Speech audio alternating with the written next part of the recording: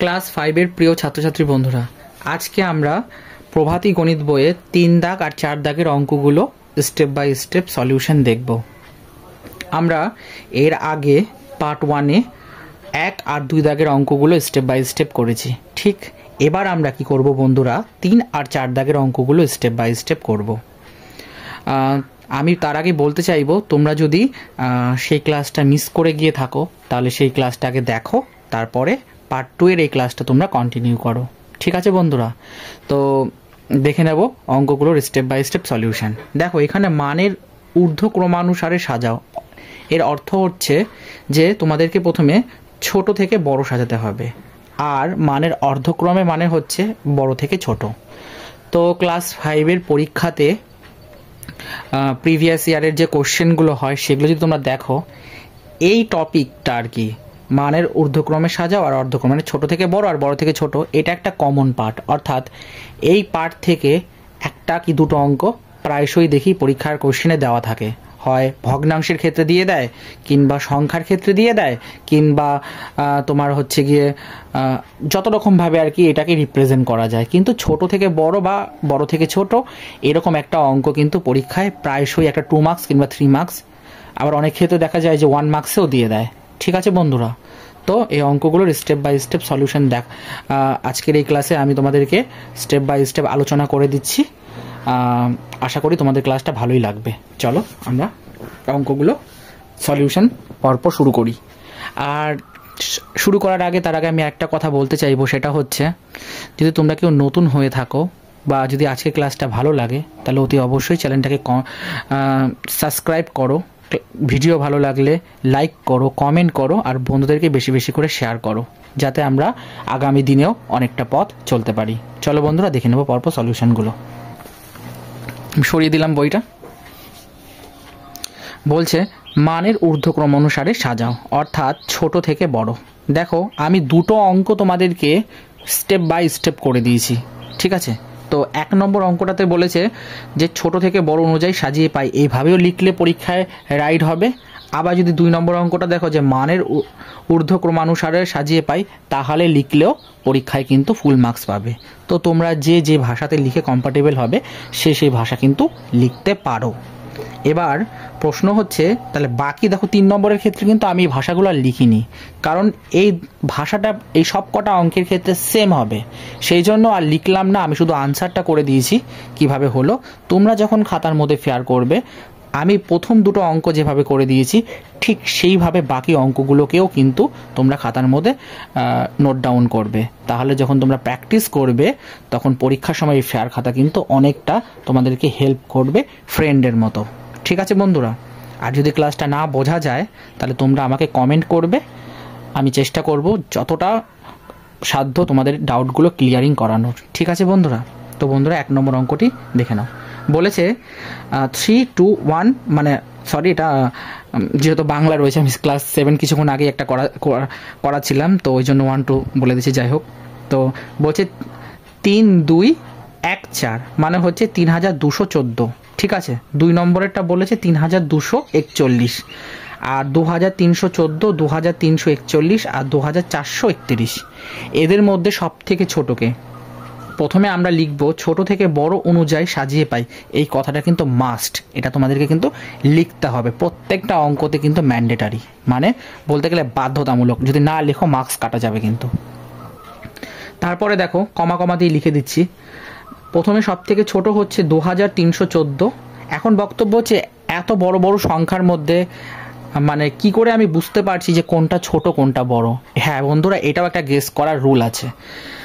দেখো, প্রথমে আমি তোমাদেরকে শর্টকাট এটা শিখিয়ে দিচ্ছি। দেখো এখানে দেখো, প্রথমে সংখ্যাগুলোর প্রথম দুটো মানে লাস্টে মানে ডান দিক থেকে না কিন্তু বাঁ দিক থেকে প্রথম দুটো সংখ্যা দেখো, এটাই 32, এটাও 32, এটা 23, এটা 23, এটা 24। এখান থেকে আমাদের বোঝা যাবে না যে এখানে কোনটা বড় কোনটা ছোট। এর পরের কাজ হচ্ছে, দেখো 32 আর 32 দুটো সেম, কিন্তু 14 আর 41-এর মধ্যে নিশ্চয়ই 14 ছোট। আবার দেখো 23 আর 23-এর মধ্যে বোঝা যাচ্ছে না, 14 আর 41-এর মধ্যে কি হচ্ছে 14 ছোট। আর 200 মানে 24-এর মধ্যে 24, তো এটা টোটালি আলাদা একটা সংখ্যা হয়ে যাচ্ছে, এটা বড়, কোনো সে ব্যাপারে কোনো সন্দেহ নেই। তো আমাদের কাজ হচ্ছে 23 আর 23-14 আর 23-41 মধ্যে কিন্তু 23-14 সব থেকে ছোট, তাই 23-14কে আগে লিখলাম, তারপরে 23-41 ছোট লিখলাম, তারপরে 32-14 ছোট, না সরি 32 যেহেতু 24-এর থেকে অনেকটা বড়, তাই 24টা ছোট, তাই 24 লিখলাম, 32-14 ছোট, তারপরে 32-41 বড়। এরকম করে জিনিসগুলোকে তোমরা অনুমান করে লিখতে পারো। আর যদি একক দশক শতকের দিক দিয়েও দেখো, তাহলেও কিন্তু মানে গতকালের ক্লাসে কিন্তু আমি তোমাদেরকে বুঝিয়েছি যে এই সংখ্যাগুলোকে একক দশকে কীভাবে রিপ্রেজেন্ট করতে হয়, কী করে বলবো একটা সংখ্যা এটা কত হাজারে আছে, কত কোটিতে আছে, কত লক্ষতে আছে, কত শতকে আছে। তো সেই কনসেপ্টটা নিয়ে কিন্তু এই অঙ্কগুলোকে সলভ করতে হবে।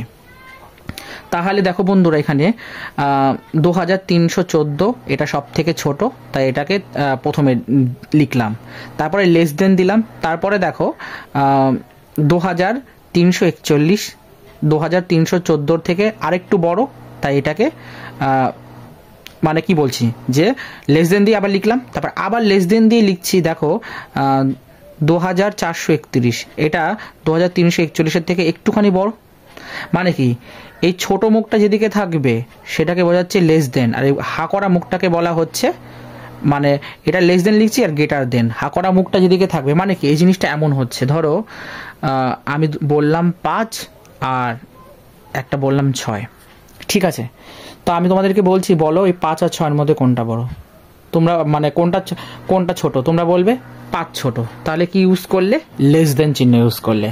আর যদি আমি বলি, বলো 10 আর 11-র মধ্যে মানে 11 আর 10-এর মধ্যে কোনটা বড়, তাহলে তোমরা বলবে 11।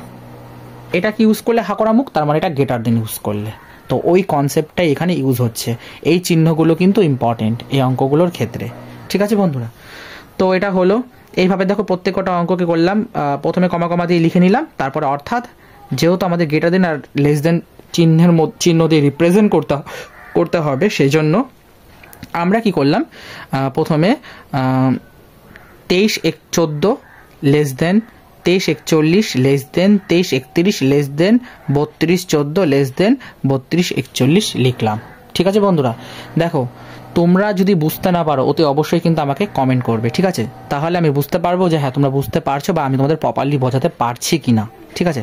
আমি প্রথম 2-3টা অঙ্ক তোমাদেরকে এই কারণে এতবার ভালো করে বুঝিয়ে দিচ্ছি যে বাকি অঙ্কগুলো তোমাদেরকে আর বলতে না হয়, তোমরা দেখা মাত্র যাতে অঙ্কগুলোকে টপাটপ করে নিতে পারো, ঠিক আছে? তো এইখানে আমি এভাবে 1 নম্বর অঙ্কটা কমপ্লিট করলাম।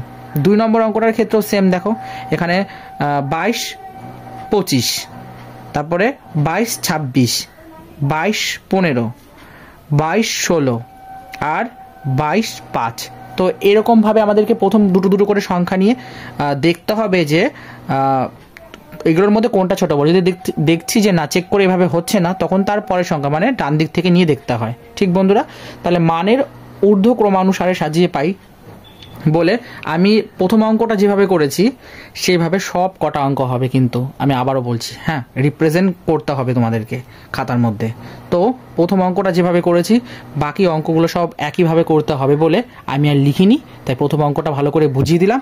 আর দ্বিতীয় অঙ্কটার ক্ষেত্রে কি হলো সেটা তোমরা চাইলে ছোট থেকে বড় অনুযায়ী সাজিয়ে পাই লিখতে পারো, আর মানের ঊর্ধ্বক্রম অনুসারে চাইলেও সাজিয়ে লিখতে পারো, যেটা খুশি তোমরা লিখতে পারো। তো এই জন্য আমি দুটোকে দুভাবে করলাম, তো বাকি অঙ্কগুলো একইভাবে হবে, সেই জন্য আমি আর লিখিনি। তারপরে দেখো, তো এখানে সব থেকে ছোট হচ্ছে 22-0-56, তারপরে 22-0-56 থেকে আরেকটু বড় হচ্ছে 22-15-6, 22-15-6 থেকে আরেকটু বড় হচ্ছে 22-16-5, আর 22-16-5 থেকে আরেকটু বড় হচ্ছে 22-25-6, আর 22-25-6 থেকে একেবারে বড় হচ্ছে 22-26-5। এইভাবে অঙ্কটি কমপ্লিট করলাম। দেখে নেব বন্ধুরা 3 নম্বর কোয়েশ্চেনটির স্টেপ বাই স্টেপ সলিউশন।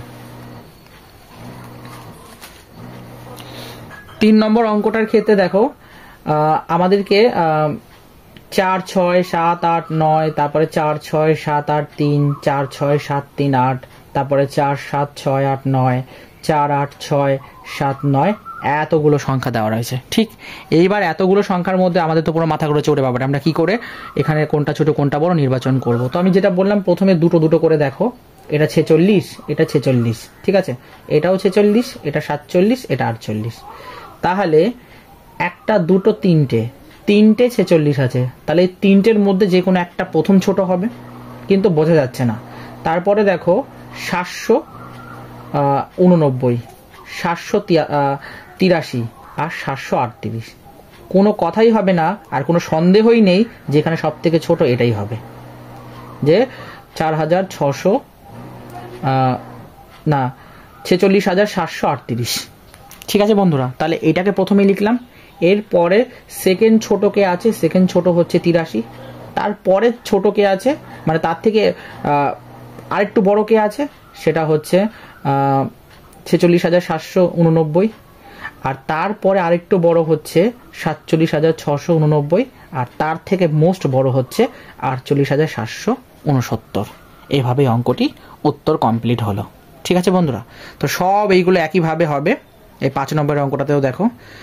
আর যেটা আমার বলার, গণিত প্রভাত বই যেহেতু আমি প্রথমেই ইতিপূর্বে রিভিউ করে আমাদের চ্যানেলে আপলোড করে দিয়েছি, তো বইয়ের সব কিছু ঠিক আছে, কিন্তু দুই একটা জায়গায় একটু মিস্টেক পেয়েছি। সেটা হচ্ছে যে বইয়ের আনসার এবার একটু একটু তো মিস্টেক হতেই পারে, কেউ তো পুরো প্রপার বলতে পারবে না যে সব ঠিকঠাক আছে একদম। তো এক্সারসাইজের দিক থেকে, অনুশীলনের দিক থেকে কোনো সন্দেহ নেই, কিন্তু এই 5 নম্বর অঙ্কটার ক্ষেত্রে তোমরা যদি উত্তরটা মিলিয়ে দেখতে চাও, দেখবে বইয়ের সাথে মিলছে না, কারণ বইয়েতে এই সংখ্যাগুলোর সঙ্গে ওরা যে সংখ্যাগুলো দিয়েছে ম্যাচ করছে না। তার মানে আমার মতে মনে হচ্ছে ওই আনসারটা একটু গন্ডগোল আছে, কিন্তু যেটা জেনুইন সলিউশন হবে সেটা আমি প্রপারলি করে দিয়েছি। ঠিক আছে, তো এটাই হচ্ছে সঠিক উত্তর। তোমরা ভালো করে খাতার মধ্যে নোট ডাউন করে নেবে, তারপরে যদি ডাউট থাকে আমাকে জানাবে।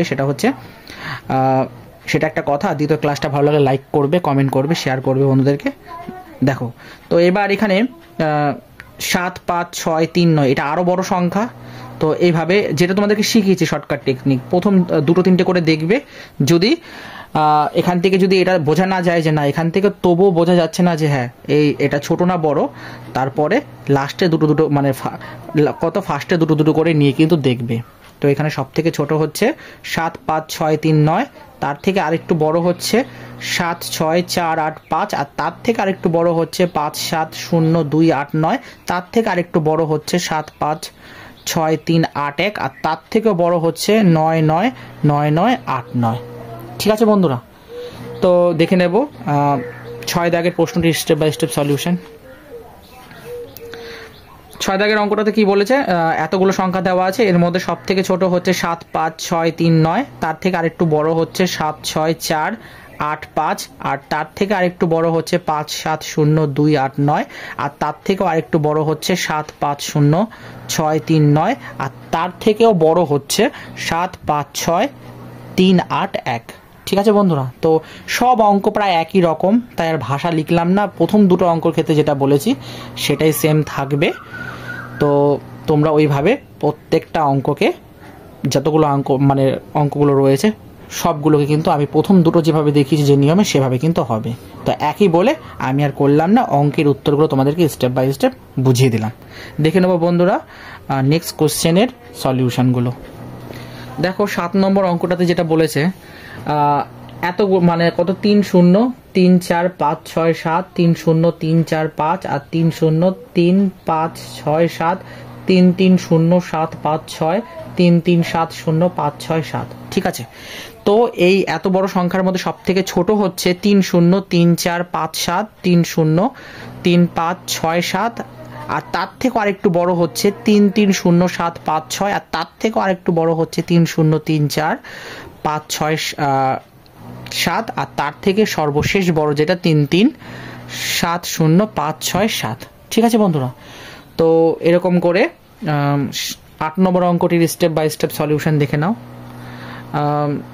8, 9, 3, 5, 6, তার থেকে বড় হচ্ছে 8, 5, 0, 6, 9, 7, তার থেকেও বড় হচ্ছে 8, 8, 3, 5, 6, 9, তার থেকেও বড় হচ্ছে 8, 8, 3, 5, 6, 9, 2, আর তার থেকে বড় হচ্ছে 8, 9, 3, 5, 6, 2, 1।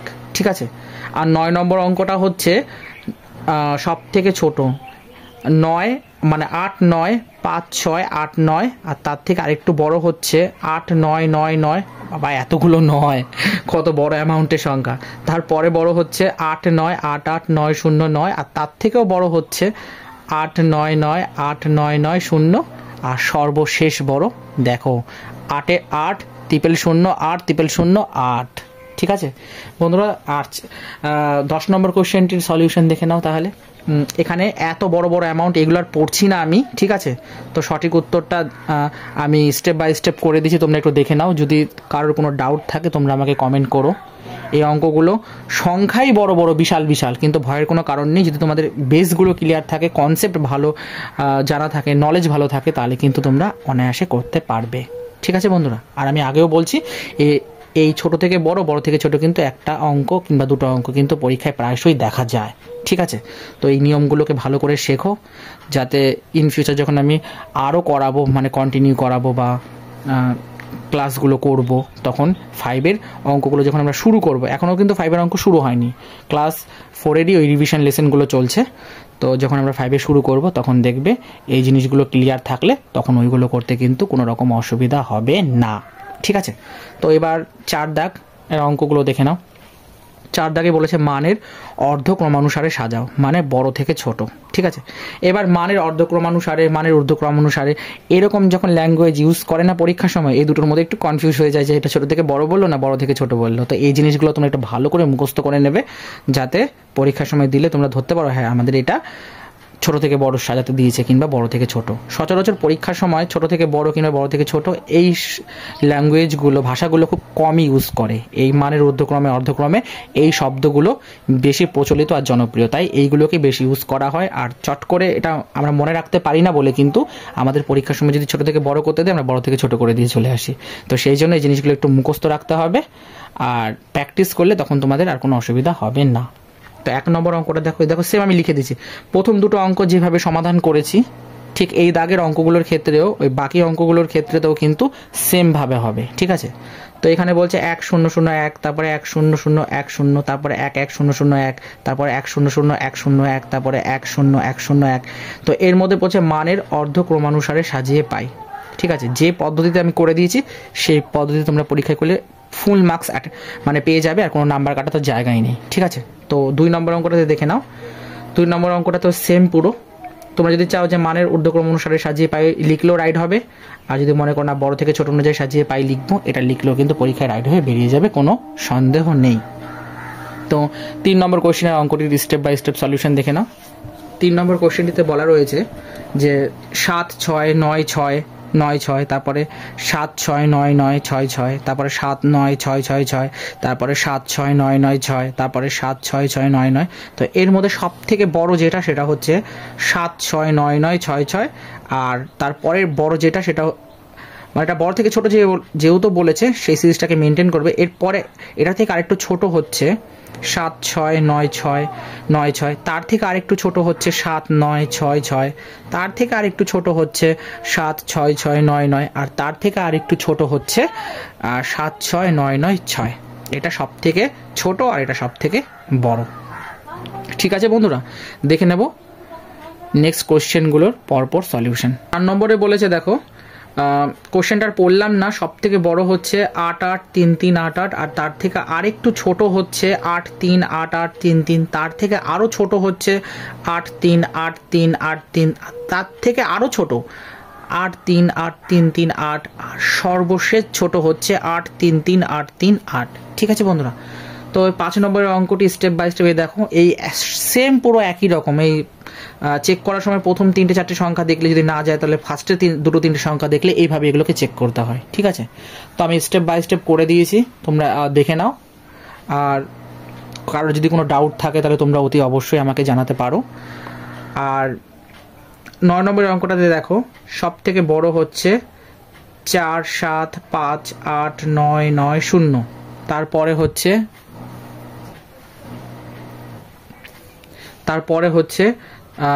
মানে এটার থেকে আরেকটু ছোট হচ্ছে 4 5 7 8 9 9 0, তার থেকে আরেকটু ছোট হচ্ছে 4 5 7 8 9 0 9, আর তার থেকেও ছোট হচ্ছে 4 5 7 48900 আর সর্বশেষ ছোট হচ্ছে 4785999। মানে এভাবে দেখতে পারো যে একক, দশক, শতক, হাজার, অযুত, লক্ষ, নিযুত।